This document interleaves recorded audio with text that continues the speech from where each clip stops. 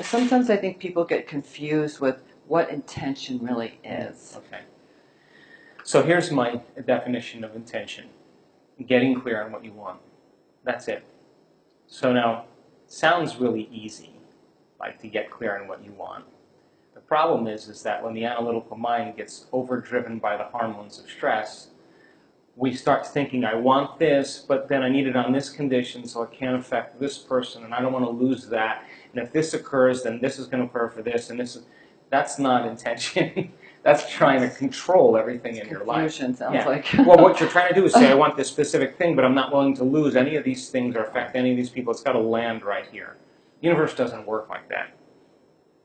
Intention is, you may say, I want a healing. I want a new job. I want a new relationship. Now, the moment you ask the question, the what if question, what would it be like to be in love? What would it be like to have a new job? What would it be like to be in a new relationship, to do whatever, to be healed? The moment you ask that question, the part of your brain called the frontal lobe, which is the crowning achievement of the human being, 40% of your brain is the frontal lobe. It's the workshop. It's the creative center. Frontal lobe has connections to all other parts of your brain. The moment you ask an open-ended question, you speculate a possibility. The creative center turns on and it looks out over the landscape of the entire brain and begins to call up different networks of neurons that are stored in your brain based on something you've learned intellectually, knowledge, or something you've experienced in your life. Like, well, I know what it is to be in love, or I know what it is to have a good job, or I read a book about it. And it begins to call up these different networks of neurons, and then it seamlessly pieces them together to create a new idea, a new vision. And when you put all those networks together and they fire in tandem, you'll get a clear picture in your mind. And that clear picture is called intention. Now, the more you have conditions, or the more you have specifics about that job, like, for example, I want to make this amount of money more a year, I want to have health benefits, I want to have 3 weeks vacation, I want to travel, I want to work with great and unlimited creative people. That all is the elements that help to add to that vision. Now, the picture you get in your mind could be the word job, or it could be just an image that's personal to you. But the image then represents all of those conditions. So you can have several conditions that make up your intention. But the intention typically is a symbol. Like, you may see a retreat center that you may want to start, and you have a picture of it. But once you see that picture, the next thing that happens, you start to live that dream. The moment you start to take that dream and it turns into a living motion picture, now you're in that imaginary place.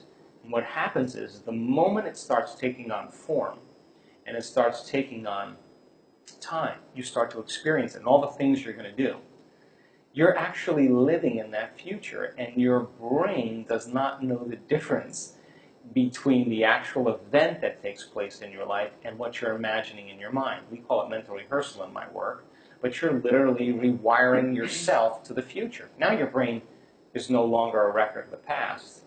It's now, in fact, a map to the future. Now, most people stop at this level, but there's another level.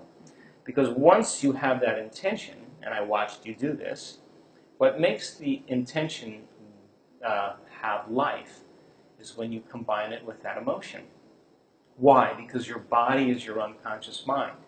It doesn't know the difference between an experience in your life that creates an emotion and an emotion that you're fabricating by thought alone. So your body now, as the unconscious mind, is living in that future in the present moment, and you're beginning to epigenetically change your cells in preparation for that event. So then, here's the condition, the caveat.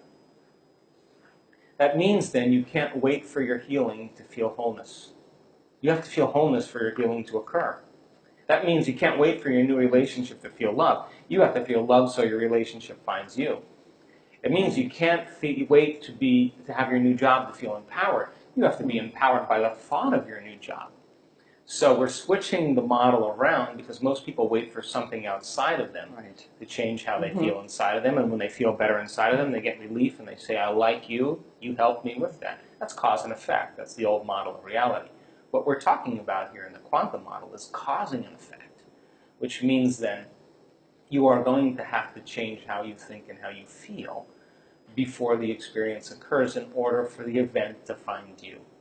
So if someone is looking for love, they're not, instead of looking outside, they're going to think about who and what they want in a person that they can fall in love with. Exactly. And That's those, intention. Right. Okay. So those are the waves that they're putting out. That's the information that they're putting out. Now, that information Right. has to have a carrier, which is they better feel love.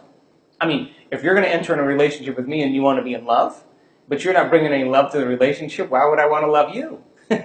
Right. You'd have to bring that. So, like, if your personality creates your personal reality, and your personality is made of how you think, how you act, and how you feel, the present personality who's listening to this show has created the present personal reality called their life.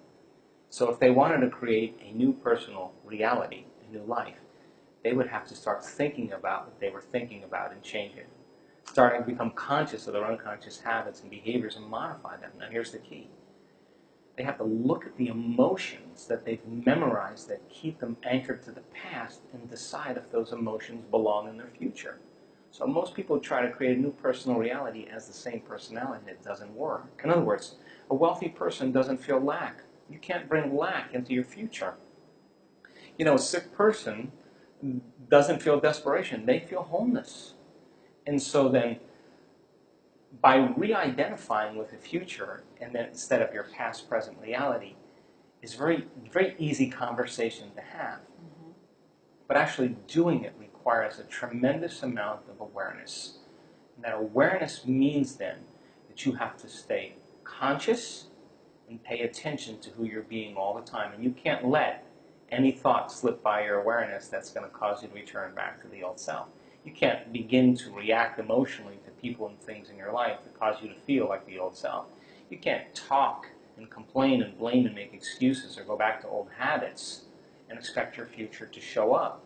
You have to maintain that state for a period of time so that your body catches up, because the body and brain live in the past. So it takes a certain amount of repetition and a certain amount of consciousness, a certain amount of will to finally arrive there. And I'm happy to say that it's possible. Joe, what tips can you give some of our viewers that can't seem to get out of their own way? They Mm-hmm. can't seem to admit or surrender to the process. Well, number one, learn. Fill your brain with knowledge. Turn the TV off. Sit down and read a book or watch a video that's going to inspire you. Knowledge is the precursor to experience. The more knowledge you have, the more prepared you are for the event. And when you start losing track of your vision, it's because more than likely you're emotional. Because the moment you feel emotional, you can't see the future because you're looking at your future through the lens of the past. Get up in the morning, get out of bed, and take time for your precious self. You and I are a work in progress. And if we are not changing our brain and body in some way, priming it for the future, we're going to be very predictable the rest of the day, and we're going to be in our past. Take time for yourself every morning and ask yourself a simple question. One day, one lifetime, what is the greatest expression of myself I can be today? How would a great person think? How would they act? How would they feel? Can I teach my body emotionally how that future person is going to feel now? And make the deal with yourself that you're not going to get up from your meditation until you feel differently. If you do, get up and maintain that modified state of mind and body your entire day, independent of any person, anything, or experience in your life, independent of any emotional addiction or habit in your body, and independent of time. And if you can, get ready, because something unusual is going to happen in your life. That's the law. And so when synchronicities and serendipities and coincidences begin to happen in your life, unexpected events like balloons showing up in windows to remind you that the divine is present, that's an indicator that you are literally now in a dance in this world between your free-willed consciousness and this consciousness that's controlling all of this. And when your consciousness every day merges with that consciousness, why not be bold enough to say to the creator, hey, creator, I took time out of my busy day to emulate you. I'm the son and daughter of God. I'm emulating you as a creator. But here's the deal. I need a sign from you to let me know that you're real. But don't bring it in a way that I can expect, because if it comes in a way that I expect, it's nothing new. Rock my world. Drop a little crumb from the table and let me know that you're present so that I'm inspired to keep creating. Let's see a red balloon fly by the window. That's exactly what I said, yeah. That's the point. So then, when that starts happening to you on a regular basis, you're less prone to judge your coworker. You're less prone to get upset in traffic. You'll be the person going, because and when the mystical starts downloading data into your brain and you start having really profound experiences, there's only one thing you want to do, and that is to give. You cannot not give in that place. And you can never return back to business as usual, ever again. And so, is it worth the effort? I think so. I think so too. Definitely do. That's why I'm here. So the past couple of years, you've been researching the effects of meditation on participants in the workshops using the brain mapping. Can you explain to our audience what the brain mapping, the results of the brain mapping have done? What have they produced? Well, the only reason that we started measuring our students is because we were seeing phenomenological changes happening right during our events. People healing themselves of different diseases and conditions in real time. Now, when you're seeing changes happening like that, where someone in a wheelchair with MS stands up and walks across the room who hasn't walked in 10 years, what is causing those effects? In other words, genes are like Christmas tree lights. They're turning on and off all the time. And when they upregulate, they make healthier proteins. Proteins are responsible for the structure and function of your body. When they downregulate, they turn off and they make cheaper proteins, right? So, in effect, that person with MS upregulated genes for health and regeneration and downregulated genes for disease and inflammation. Happened in real time. So if you're seeing that in real time, then it means that we have to start measuring. So we brought a team of scientists and researchers from all over the world. And we've done 7 events, as I said.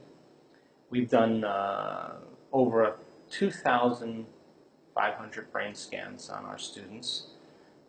And why are we doing quantitative studies on the brain with a team of neuroscientists and technicians? Well, if we can get a group of people and measure their brains before an event, take them through 5 days of meditation, changing beliefs and perceptions, getting beyond themselves, changing their energy, the whole bit. And they have a healing from Parkinson's or a healing from MS or a healing from lupus. I want to know that it's not just in their mind. I want to know that it's in their brain. And then if we randomly select different people and we observe their brain during meditation, we should be able to then gather vital information about what's going on in their inner workings and when they're there and when they're not. And if we can look for things like coherence, and if we can look for things like amplitudes and how fast they can go into a certain state and how long they can sustain that state, and we can measure what's going on and correlate it with their own experience, that's more information for me to teach transformation the next time. We've also, as I said, measured people's hearts. Why? Because we know that when the heart is coherent, the brain is coherent. And when the brain gets coherent, the heart gets coherent. And it's those two centers, where we have coherence in both centers, that we're at our best. Because we start to experience wholeness. When you're whole, it's impossible to want. How could you want when you're whole? So we've also measured the energy of the room. Why? Because people are beginning to create coherent fields. The energy should be enhanced in the room. We've measured the energy around people's bodies. Why? Because if they are liberating themselves from those stress hormones and freeing themselves from the chains of those emotional addictions, they're going to go from particle to wave, from matter to energy, and they're going to release photons and release light, and we want to measure if they're doing that. We've measured the energy centers of their body, because that's how you program your autonomic nervous system. We've also measured epigenetic changes and changes in brain chemistry. And all of that information, I think in the last 3 years, I think we've made scientific history. As far as the brain goes, I was just in Phoenix before I got here with the team of neuroscientists and technicians. We looked at hundreds and hundreds and hundreds of brains. And we were moved to tears, actually, in a few cases, because we now know that when you're analyzing your life within some emotion that's bothering you, you will make your brain worse every time, because it's those very emotions that drive your brain further into higher and more aroused states. And since the emotion is a record of the past, the person's basically thinking in the past. They can't resolve the problem from the past. When they get beyond that emotion, that's when they begin to see the answer that they've been looking for themselves. We know that. We also know that when people are living with their attention on things and objects and people, and they're living by the hormones of stress, and they're obsessing about time and obsessing about their bodies, that they have very little effects or changes in their brain. We also know that when a person gets to the place where they are no body, no one, no thing, no where, and no time, that's the moment they literally are pure consciousness. Now, consciousness is what changes the brain. The brain never changes the brain. The program never changes the program. The personality never changes the personality. The ego never changes the ego. Matter never changes matter. It's only when a person becomes pure consciousness that consciousness with that energy is the epiphenomenon of matter. And so when people reach this elegant state where they disconnect from their body, that's when they can heal their body.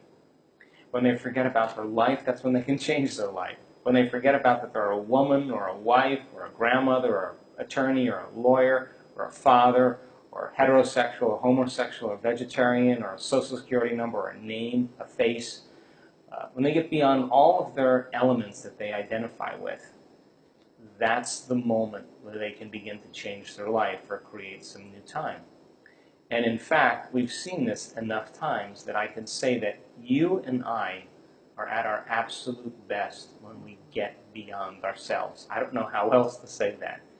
So, in the last 2 years, we've seen our students able to change their brainwaves and move into a meditative state in 2 seconds, in 4 seconds, in 5 seconds, in 9 seconds, in 12 seconds, in 20 seconds, in 30 seconds.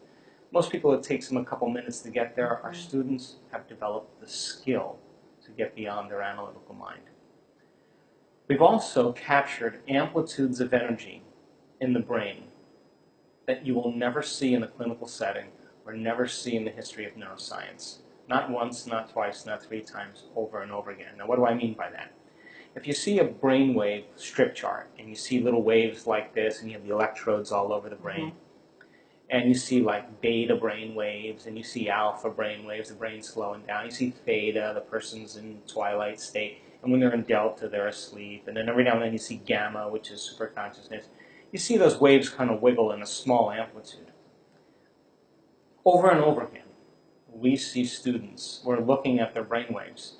If you picture grabbing a handful of Crayola crayons and then just going like this, and up and down over the entire strip chart where you can't even see the waves. It just looks like a bunch of colors. There's no way for us to measure what's going on in their brain, so we've created another way to measure the effects. And so most people's brains, when they fire little networks of neurons, the energy in their brain is somewhere between 10 to 60 microvolts of energy squared. So 10 to 60 is normal.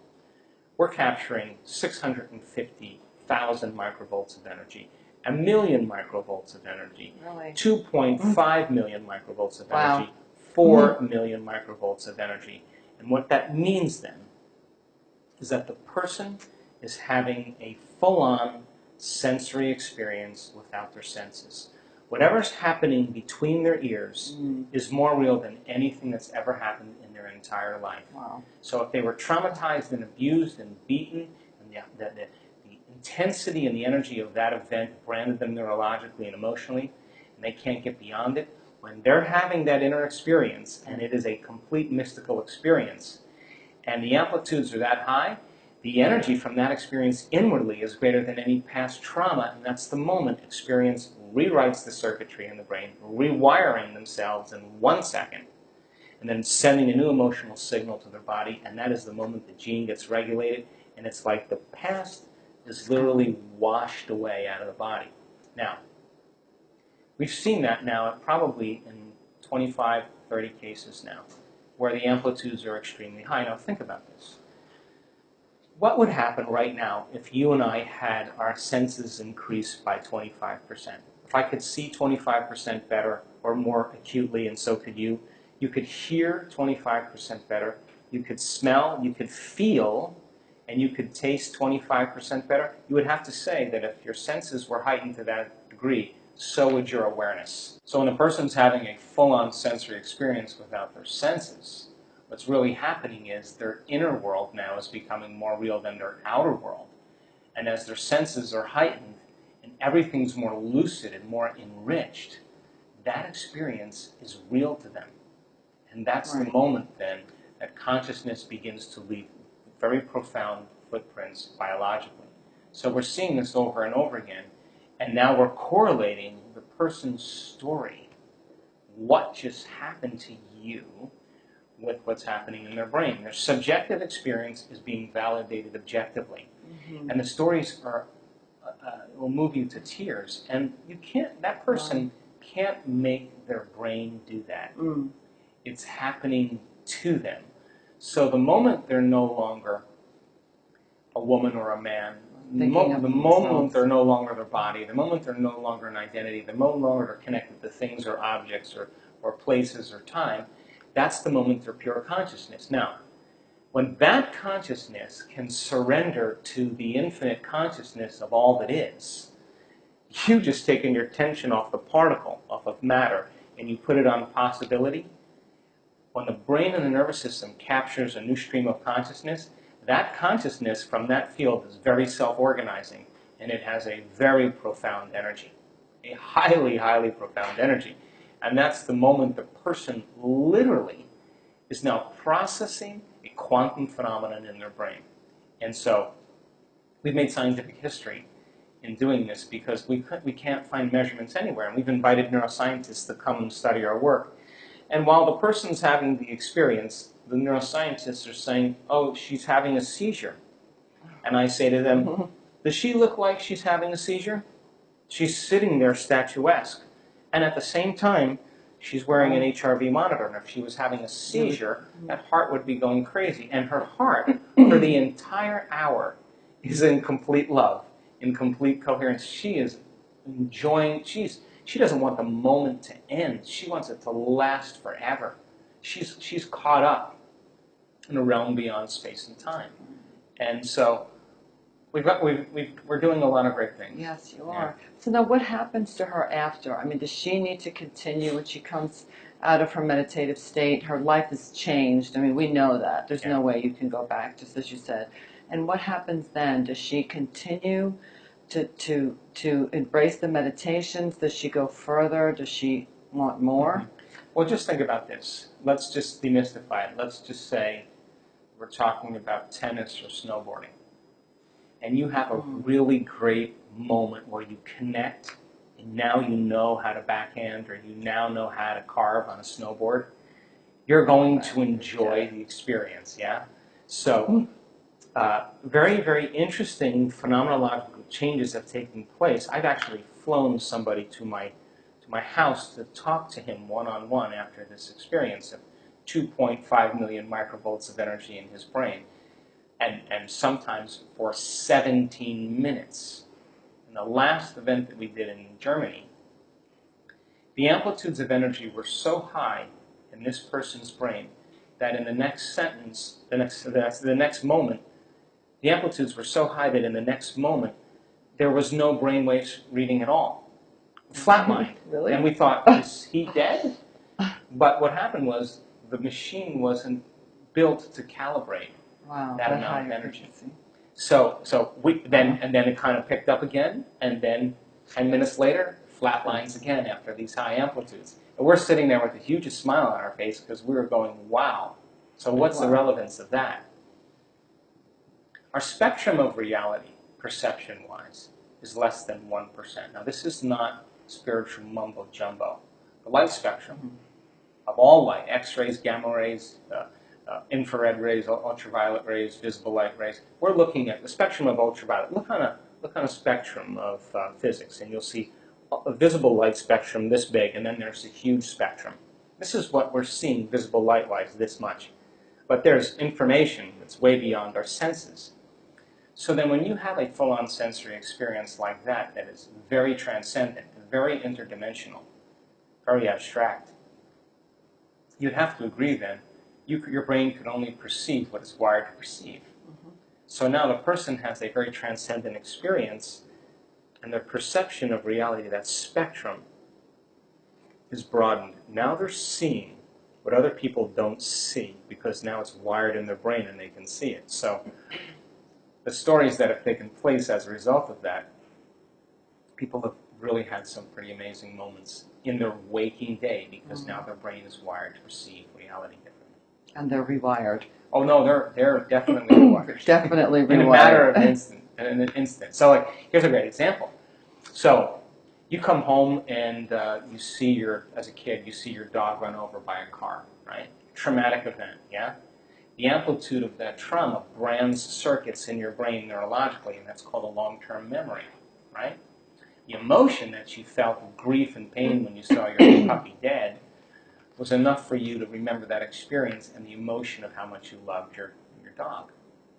But when you have the divine move through you, and it's a profoundly mystical moment, and the amplitudes are thousands of times more than your experience of being run over, seeing your dog run over, you would have to admit then that you're going to be rewired. Those neurons are going to string into place in an instant, and they are going to be circuits then that begin to cause you to think neurologically within that new network of neurons and feel chemically within the new experience.